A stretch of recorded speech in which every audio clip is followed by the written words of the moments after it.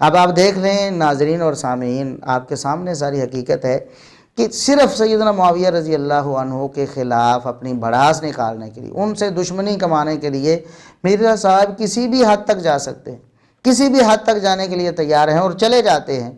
اللہ رب العزت مرزا صاحب کو ہدایت نصیب فرمائے۔ یہاں تک کہ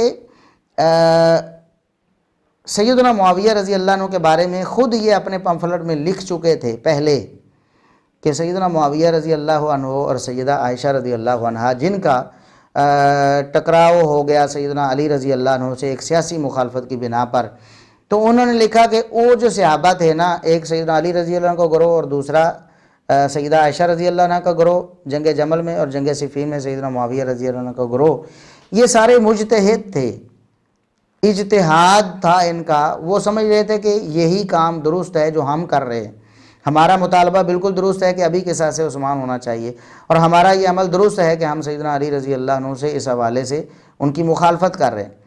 تو کہتے ہیں کہ یہ اجتہادی مسئلہ تھا اور لڑائی اجتہادی وجہ سے ہو گئی، اور نبی پاک صلی اللہ علیہ وسلم نے فرمایا کہ جب اجتہاد کرنے والا کوئی اجتہاد کرتا ہے تو اگر اس کا اجتہاد درست ہو اس کو 2 اجر ملتے ہیں، اور اگر اجتہاد غلط ہو تو اجتہادی غلطی پر اللہ رب العزت کم از کم 1 اجر ضرور دیتے ہیں۔ یہ بات مرزا صاحب اپنے پمفلٹ میں لکھ چکے تھے۔ اب وہ پمفلٹ پہلے کا تھا، اس وقت شاید مرزا صاحب صحابہ دشمنی میں اتنا آگے نہیں گئے تھے۔ اب بعد میں انہیں احساس ہوا کہ یہ تو کام بڑا خراب کر دیا میں نے، کہ میں نے تو کہہ دیا کہ اجتہادی غلطی ہے سیدنا معاویہ رضی اللہ عنہ کی اور ان صحابہ کی جو ان کے ساتھ موجود تھے، اور اجتہادی غلطی پر 1 اجر بھی ملتا ہے، اور پھر ہم نے یہ ریکارڈ بھی کروا دیا کہ جس معاملے پر اللہ اجر دے اس پر آپ اعتراض کیوں کرتے ہیں؟ اللہ تو راضی ہو کر اجر دیتا ہے نا، ناراض ہو کے تو نہیں اجر دیتا۔ جب لڑائی پر اللہ راضی ہو گیا، لڑائی کے باوجود اللہ نے 1 اجر دے دیا، تو آپ اعتراض کیوں کرتے ہیں؟ آپ کون ہوتے ہیں اعتراض کرنے والے؟ تو پھر مرزا صاحب کو خیال، اوہو یہ تو کام خراب ہو گیا۔ اب انہوں نے کیا کیا؟ اب میں بتا رہا ہوں کسی بھی حد تک جانے کو تیار ہیں، سیدنا معاویہ رضی اللہ عنہ سے دشمنی کمانے کے لیے کسی بھی حد تک جانے کو تیار، سرے سے اس حدیث کی تحریف ہی کر کے رکھ دی۔ امت مسلمہ آج تک اس حدیث کا جو مطلب بیان کرتی تھی اس سے انکار کر دیا۔ کہتے ہیں کہ یہ حدیث تو صرف حاکم کے لیے ہے، حکمران کے لیے ہے، سیدنا علی رضی اللہ عنہ کے لیے یہ حدیث تھی، جو صحابہ دوسرے تھے ان کے لیے، ان پر تو یہ حدیث فٹ ہی نہیں ہوتی۔ کہتے ہیں کہ یہ حکمران اگر غلطی کرے نا تب اس کو اجر ملتا ہے، سیدنا معاویہ رضی اللہ عنہ تو حکمران نہیں تھے، لہٰذا یہ ان پر فٹ نہیں ہو سکتی۔ کہتے ہیں یہ تو صرف حکمران کے لیے ہے۔ وہ کہتے ہیں امام کرمانی نے کہا کہ سیدنا علی اور حضرت معاویہ دونوں ہی مجتہد تھے، زیادہ سے زیادہ یہ ہے کہ حضرت معاویہ کو اجتہاد میں خطا لاحق ہوئی، ان کو 1 اجر ملے گا، جبکہ سیدنا علی کو 2 اجر ملیں گے۔ وہ جو کہتے ہیں جی مجتہد، اور بھائی بخاری مسلم میں حدیث ہے، حاکم وقت اگر اجتہاد کرے نا اور اس کا اجتہاد صحیح ہو تو اس کو 2 اجر ملیں گے، اور حاکم وقت کا اجتہاد غلط ہو تو 1۔ یہ نہیں ہے کہ حاکم وقت سے جو ٹکرائے اور جتھا اور پارٹی بنا کے ریٹ آف دی گورنمنٹ کو چیلنج کرے اور حکمرانوں کو للکارے اس کو 1 اجر ملے گا۔ کٹی کہانی کرائی ہے۔ یعنی سیدنا علی کی اگر جنگ جمل صفین نہروان جو کہ حق پہ مبنی ہے، میں نے 200 احادیث اکثر بخاری مسلم سے ثابت کیا ہے، یہ صحیح ہے تو حضرت علی کو 2 اجر ملیں گے۔ اگر حضرت علی کی یہ جنگیں غلط ہوتی تب بھی ان کو 1 اجر ملتا۔ مخالفین کا تو کوئی ذکر ہی نہیں ہے۔ مرزا صاحب اللہ کا خوف کریں آپ۔ اصل میں ہوا یہ، مرزا صاحب آپ عربی زبان سے تو ویسے ہی کورے ہیں۔ حاکم یحکم، جس سے اسم فاعل ہے حاکم، حکومت کرنے والے کو بھی حاکم کہتے ہیں۔ حاکم یحکم کا معنی لغوی معنی ہوتا ہے فیصلہ کرنا، فیصلہ کرنے والا کوئی بھی ہو، جج اور قاضی بھی فیصلہ کرتا ہے، وہ بھی حاکم ہے۔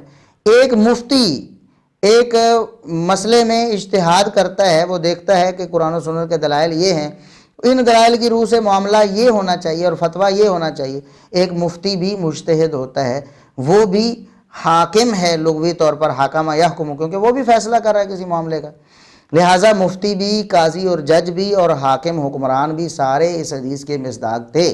ابو داؤد رحمۃ اللہ علیہ نے باب فی القاضی یخطئ، اس قاضی کے بارے میں جو خطا کر لیتا ہے فیصلہ کرتے وقت، اس جج کے بارے میں جو کسی فیصلے میں خطا کر لیتا ہے۔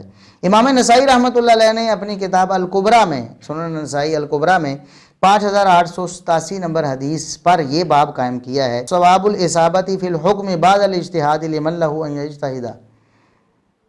مرزا صاحب امام نسائی رحمۃ اللہ علیہ کیا فرماتے ہیں کہ ایک شخص جو اجتہاد کا اہل ہے، جو اجتہاد کر سکتا ہے، وہ اگر اجتہاد کرے اور اجتہاد کے بعد فیصلے میں درست پہنچ جائے، اس کا ثواب کیا ہے، اور اگر اس سے غلطی ہو جائے تو پھر یہ دوسری بات جو اس حدیث میں بیان ہوئی ہے۔ امام بہقی رحمۃ اللہ علیہ نے اسی حدیث کو کتاب و آداب القاضی میں پیش کیا ہے۔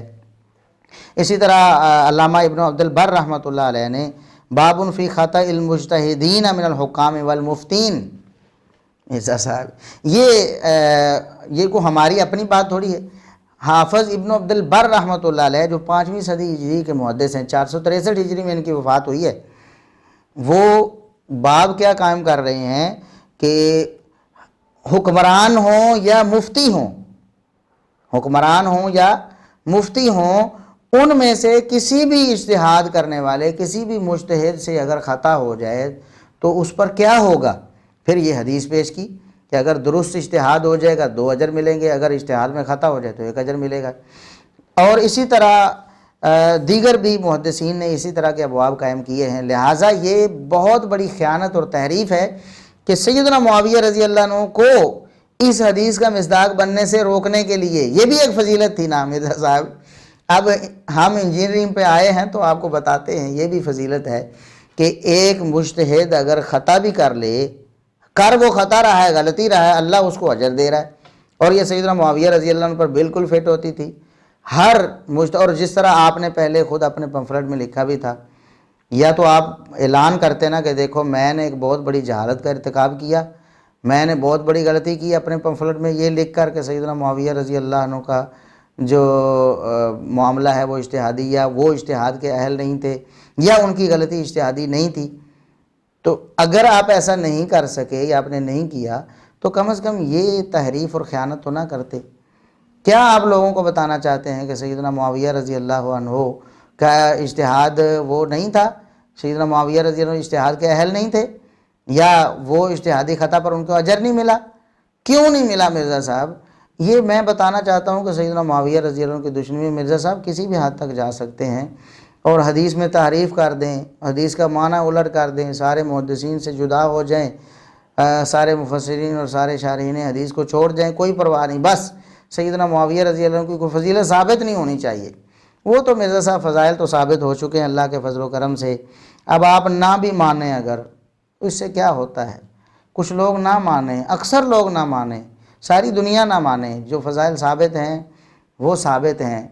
کسی کے نہ ماننے سے اسلام کی کسی تعلیم پر آج تک کوئی اثر نہیں پڑا ہے، اور انشاءاللہ تا قیامت پڑھنے بھی نہیں والا۔ قیامت کا دن ہوگا، اللہ رب العزت فیصلہ فرما دیں گے۔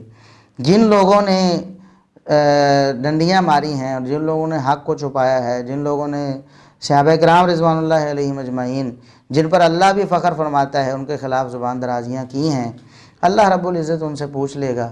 اللہ تبارک و تعالی ہمیں ساری زندگی صحابہ کرام سے محبت رکھنے کی توفیق عطا فرمائے۔